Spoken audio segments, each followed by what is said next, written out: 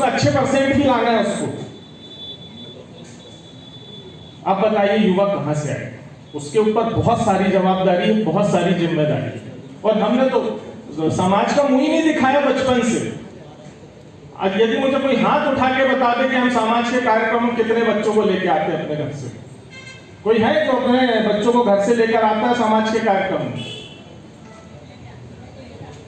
गिनती के कुछ मिलेंगे। छिंदवाड़ा में वास्तव में प्रयास हुआ है, क्योंकि मैंने जब से मैं युवा प्रकोष्ठ अध्यक्ष बना था ना, छिंदवाड़ा में सिर्फ एक ही बात में जोर दिया। शुरुआत छिंदवाड़ा से हो रही है। अब आप सोचिए, आप लोग इतने लोग बैठे हैं, 3 हाथ सिर्फ महिलाओं के खड़े हुए हैं। जब हम ही अपने बच्चों को कार्यक्रम में नहीं लाते, वो चौथा हाथ है वो देखिए, तो आप क्यों उम्मीद कर रहे हो कि भाई समाज में बच्चा आएगा? मंथन कीजिए ना इस पर आप, और इसके हम उपाय भी बताएंगे कि कैसे आएगा। लेकिन आप हमसे पूछिए, जब आप पूछोगे नहीं तो हम कैसे जवाब देंगे? हम हमारे जीवन में हर किसी के लिए हीरो नहीं हो सकते, किसी न किसी के लिए विलेन होंगे। मैं भी हूं, बहुत से लोगों के लिए विलेन होऊंगा। कुछ लोग बता देते हैं, कुछ लोग नहीं बताते, है ना? तो ये विडंबना है। एक मानव समाज में सब चलता है। हमने जिसको अच्छे से बोला हम उसके लिए हीरो हैं, जिसको थोड़ा सा हमने रुष्ट होकर थोड़ा सा समझाने के लहजे में ही बात कर ली, कड़क लहजे में ही बात कर ली, हम उसके लिए विलेन बन गए। अब जिसके लिए विलेन बन गए वो आपको आगे नहीं बढ़ने देगा, क्योंकि हम उसकी गुड लिस्ट में नहीं है, हम उसकी बैड लिस्ट में आ गए। अब जब बैड लिस्ट में आ गए तो भाई आवागमन में सुविधा होगी, आप कहीं भी जाएंगे आएंगे उसमें। लेकिन मान लीजिए कि उसका पीछे का एक टायर जो है वो काम ही नहीं कर रहा। मेरी बात से यदि किसी को बुरा लगे, चुभे, तो मैं हाथ जोड़ के माफी चाहूंगा। लेकिन मंथन है, मंथन कीजिए इस पे। बहुत विचार कर सकते हैं हम लोग, बहुत बातें कर सकते हैं। आज पूरा दिन का समय है हमारे पास। सिर्फ मीठा मीठा बोल के आप इस प्रांगण को आज छोड़ दोगे, कोई निष्कर्ष नहीं निकलेगा। मेरा मन इसीलिए नहीं था कार्यक्रम में जाने के लिए कि भाई सब मीठा मीठा बोल के निकल जाएंगे। मंथन होगा ही नहीं, चर्चा होगी नहीं, हो सकता बोलने भी ना दिया जाए हमको। चलिए, बोलने दिया इसके लिए बहुत बहुत धन्यवाद। मुझे भाई एक पदाधिकारी जो हमारे प्रतिष्ठित पदाधिकारी एक समिति के, उन्होंने हमें उटपटांग शब्दों में बोल दिया। उस ग्रुप में उन्होंने लिखा कि आदरणीय प्रांतीय अध्यक्ष महोदय बताइए होना था। हमें विश्वास था कि आज कुछ अच्छा हल निकल के जाएगा, किंतु अभी तक कुछ ऐसा हल निकला नहीं। मैं संक्षिप्त में अपने विचार और जो सुझाव है वो प्रदेश के समस्त पदाधिकारी यहाँ उपस्थित है। मैं समझता हूँ कि जिला में जो ढेरिया समाज और प्रदेश में जो ढेरिया समाज निवास करता है, उनके प्रतिनिधि के रूप में हम पूरे प्रदेश से उपस्थित हैं। हमें यहाँ से एक अच्छा विकल्प, एक अच्छा जो है निर्णय लेके और हमारी जो समाज है उसके हित में कार्य कर सकते थे। किंतु जैसे प्रथम प्रयास था प्रदेश समिति का, शायद अगले सेशन में या अगले कार्यक्रम में कुछ अच्छा हल निकलेगा।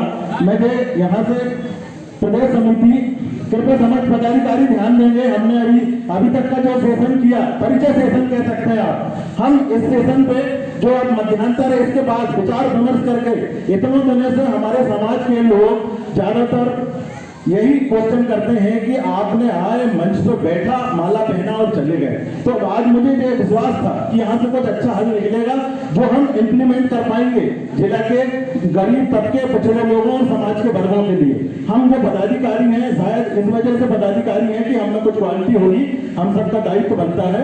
मैं अपनी बात को आगे बढ़ाना चाहता हूँ। मैं प्रदेश समिति के समस्त पदाधिकारियों को और यहाँ से एक आह्वान करना चाहता हूँ कि सारे संगठन है उनका एक झंडा होता है।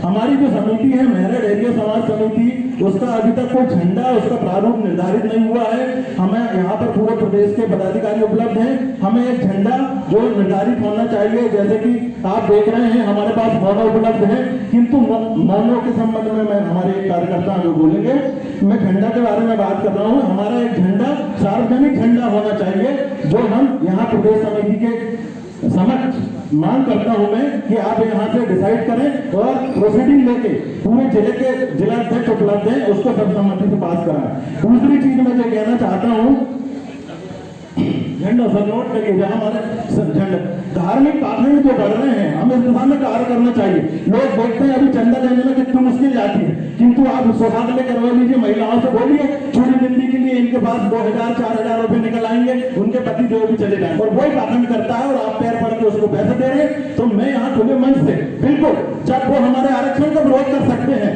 हमारे आदिवासी भाई के ऊपर पेशाब कर सकते हैं, तो हमें इस प्रदेश समिति को कठोर होकर निर्णय लेना पड़ेगा। क्योंकि मैं डेहरिया समाज का छिंदवाड़ा जिले का अध्यक्ष हूँ, बहुत से लोग नाराज हो जाते हैं, किंतु मैंने अपने सिद्धांतों को कभी समझौता नहीं किया।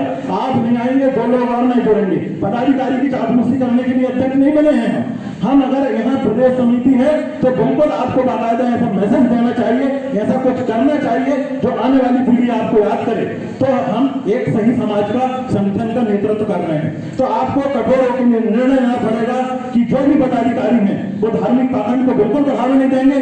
मुझे हमारे और ऐसे कार्यक्रमों में बुलाते हैं, मैंने बिल्कुल जाना बंद कर दिया। मैं उदाहरण के रूप में बताना चाहूंगा, मेरे एक सदस्य उनके यहाँ हमारे कार्यक्रम था, उन्होंने बुलाया, मैंने बात एक कहकर दी कि मेरे पास समय नहीं है, आप बिल्कुल जाना बंद कर दीजिए, जमारे हो रही है, चले जा रहे हैं, कुछ भी हो। अरे भाई, आप भगवान को श्रद्धा, मैं बताना चाहता हूँ, मैं भी हिंदू धर्म का पालन करता हूँ, सुबह सबसे पहले जाता हूँ, बहुत से लोग हमारे समाज के मिलते हैं, सबसे पहले भगवान जी को प्रणाम कर लेता हूँ, उसके बाद अगरबत्ती लगाने की जरूरत नहीं है। जो पैसा आप अगरबत्ती लगाने हवन करने में खर्च कर रहे हैं वो समाज को चंदा दीजिए। जो आप पंडित को दान कर रहे हैं, एक स्टूडेंट को दे दीजिए। कितने लोग ऐसे हैं जो लाखों रुपए खर्च करते हैं, तिरुपति बालाजी चले गए। मैं उदाहरण देना चाहता हूँ, मैं घूमने गया था अभी पिछले वर्ष, पूरी घूमने गया, लोग बोले उल्टा झंडा घूमता हवा की दिशा में, कहीं कोई उल्टा झंडा नहीं घूमता, कहीं कोई नीचे का ऊपर नहीं पकता। वो भंडारा में वहां से ले आते हैं, लोग बोलते हैं कि नीचे रखते हैं ऊपर पकता, ऐसा कहीं कोई नहीं। जो है वो घर से बना के ला रहे हैं, गंदा और दे रहे हैं, और हम बड़ी श्रद्धा से खा रहे हैं। मैं धर्म के विरोध में बात नहीं कर रहा हूँ, लेकिन जो धार्मिक पाखंड है उनका बिल्कुल विरोध होना चाहिए, और हम सबको सुधरने की जरूरत है। श्रद्धा से भगवान को नमन कीजिए, हो गया बहुत कुछ। ऐसा जरूरी नहीं है कि आप उसको बिल्कुल आडंबर के रूप में घर में हवन करके ही करेंगे, हवन की लकड़ी जलाएंगे, आप गूगल धूप बत्ती जलाइए, वो उसका साइंटिफिक रीजन था, गोबर पोछने का साइंटिफिक रीजन था, वो साइंटिफिक रीजन था कि भाई स्वच्छता के लिए हम गूगल, ऐसा थोड़ी है कि पंडित डालेगा जब आपके घर में शुद्धता आएगी।